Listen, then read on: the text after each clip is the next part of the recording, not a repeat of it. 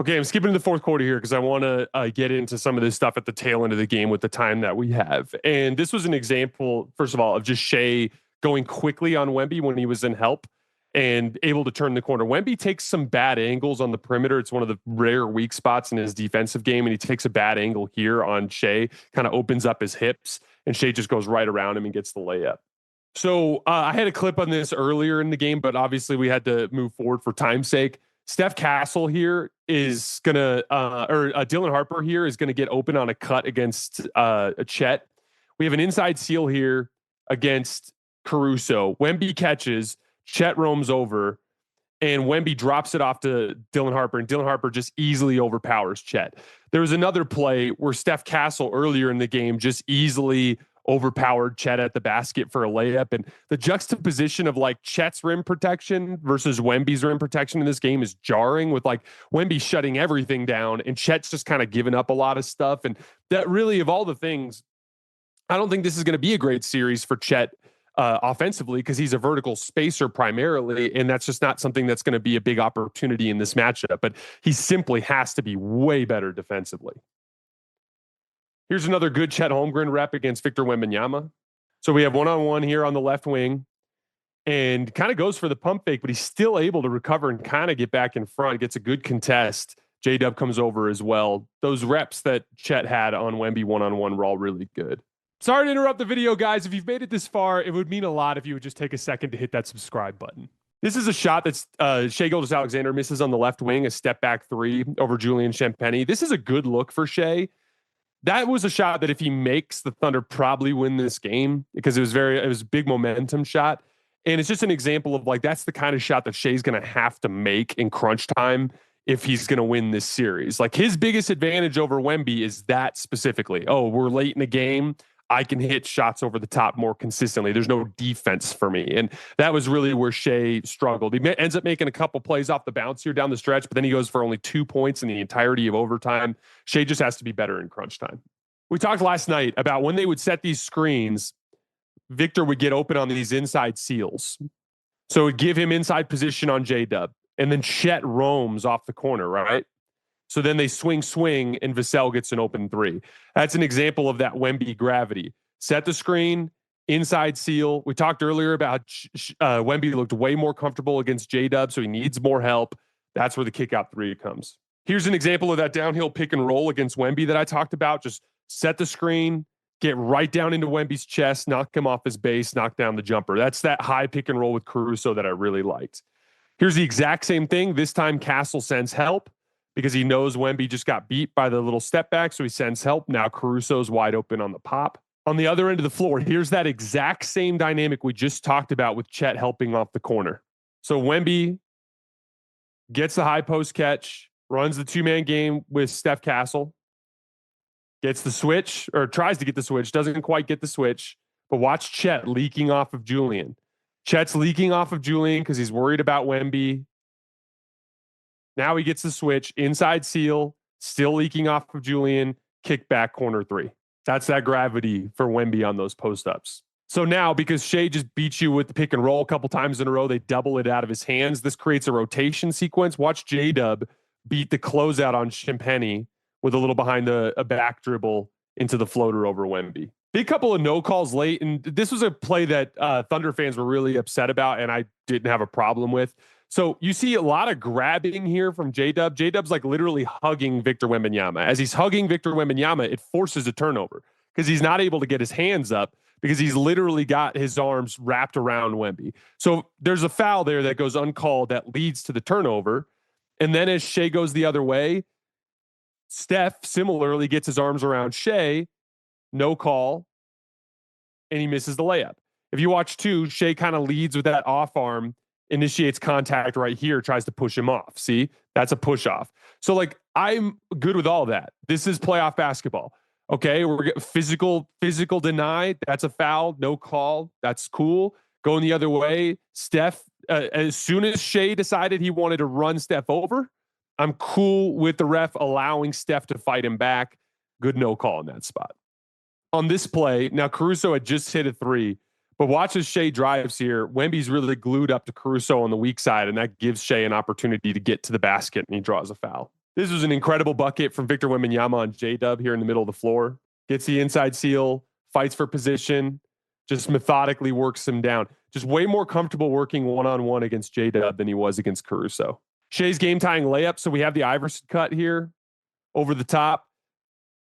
Now, what you're going to see as an adjustment in any sort of large sample, this is a late game. I don't want to lose it, so let's go to OT kind of thing. Wemby refuses to help. But as a result of Wemby glued up on the weak side and then clearing this side, and look at the angle that Steph gives up to Shai. This is the purpose of the Iverson cut. The Iverson cut is this screen here that Caruso's trying to set, but it puts Steph in an angle chasing over the top so that Shai can quick catch and go. Whereas, like, if Steph goes under, then maybe Shai can get a jump shot here, or just in general get separated from his body and get into his bag. It's just a difficult action to guard. But what you will see ultimately is Wemby come over and help in any sort of other situation, and then they'll just rotate off the ball. Steph Castle's dunk to start overtime. This is another example of that ball screen roll gravity that Wemby has. Watch as he sets the screen. They both go with Wemby. Steph gets a runway, and there's no backline there. There's no backline because you have Chet guarding Devin Vassell way out here on the perimeter. Or Julian Champagnie, excuse me. Another offensive rebound for Wemby. Look at how he just overpowers J-Dub. It's just a bad matchup. I thought this was an unnecessary overhelp from Julian Champagnie off of Alex Caruso in the left corner. Like, Wemby's there, so that's not your help. That's not the one you want to give up. I thought this was an insane defensive play from Caruso. Look at how he gets up into the passing lane and deflects this ball, which leads to the J-Dub run out. Just really an unbelievable game from Alex Caruso. It reminded me of Draymond Green in Game 7 of the 2016 Finals. A 30-piece because he's hitting threes because he's being left open by the coverage and then just dominating the game defensively. J-Dub finally wins a battle against Wemby here, strips him clean down low. And then A.J. Mitchell blows it with this terrible shot here on the left wing. He's going for the crowd pop and really blows an opportunity to eat some clock and maybe try to make that more of a good possession. Wemby misses a putback here.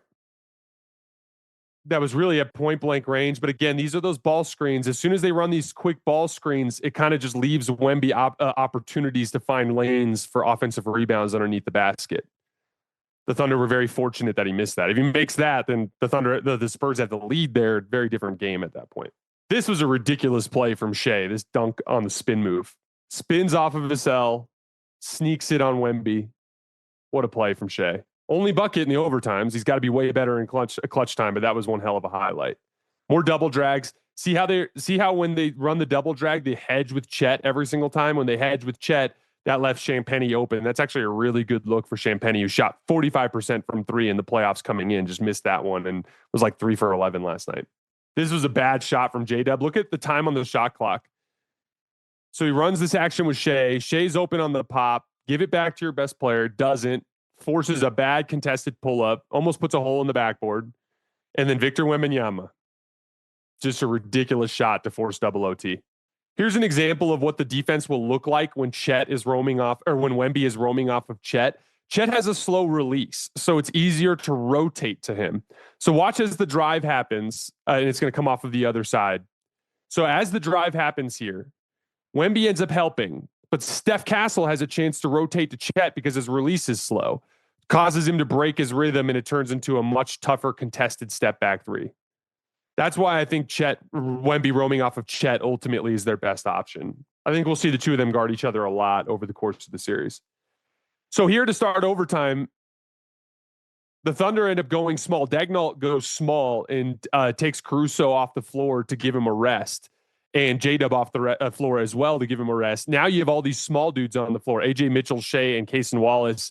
Wallace ends up on Wemby, and he just powers right through him for an easy dunk. This is a shot that Shai just simply has to hit. This little step back jumper over Dylan Harper. Again, I just didn't think Shai was good enough in crunch time. But that's a good look. Like, I do think Shai's going to make that. This was a huge shot from Cason Wallace out of the double team. Off of the left wing. Big catch and shoot shot from Cason Wallace. Here, Dylan Harper just torches Shai. I'm going to fast forward here. So watch Harper just torch Shai. But again, like, Wemby's right there. Even if he doesn't even if he doesn't, like, let's say that's Chet and he brings Chet over in rim protection and he misses a layup, like Wemby's just cleaning whatever that is up. But Dylan Harper and Steph Castle have size and athleticism and strength matchups all over the floor. I thought this was just a really bad Shai turnover. If you fast forward here, I don't know what he saw here. He saw somebody cutting, I guess. Chet, I think, cutting down the middle, but that's just a bad pass. Turns it over to Dylan Harper. Here's a 4-out duck in for Wemby. So we saw the Sixers run this for Joel Embiid, if you guys remember, but it's basically just pull everyone out really far from the basket and then just create a big opening for Wemby to quick duck in. He ducks in. Notice how he fakes the spin on this one. He fakes the spin, which gets him an angle to get in front. Then he spins and just dunks all over Chet's face. Then we get the Devin Vassell block. Unbelievable play. Watch how he does it off a drop step. Caruso misses the layup. Watch that off of a drop step. Like, he doesn't have a load up. He just goes off a straight drop step, a right-left drop step, and meets Chet up top and blocks him. Unbelievable play. Another duck in. Watch them clear the space. Everyone staying around on the perimeter. Duck in. This time he does get him with the spin. Boom. Spins right off of him. Easy lob pass and dunk. I don't think you can put, so he solved the Caruso problem at the end of the game with those duck-ins, and then Wemby finishes the game off with that block on J-Dub.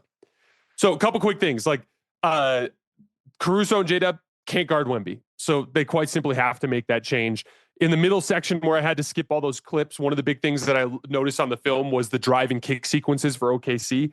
When they got early dribble penetration and made multiple attacks in the same possession, they were able to get the Spurs into the blender more. And when they were able to get the Spurs into the blender, they got some really good looks at three and some better looks at the rim. So that was my other major takeaway.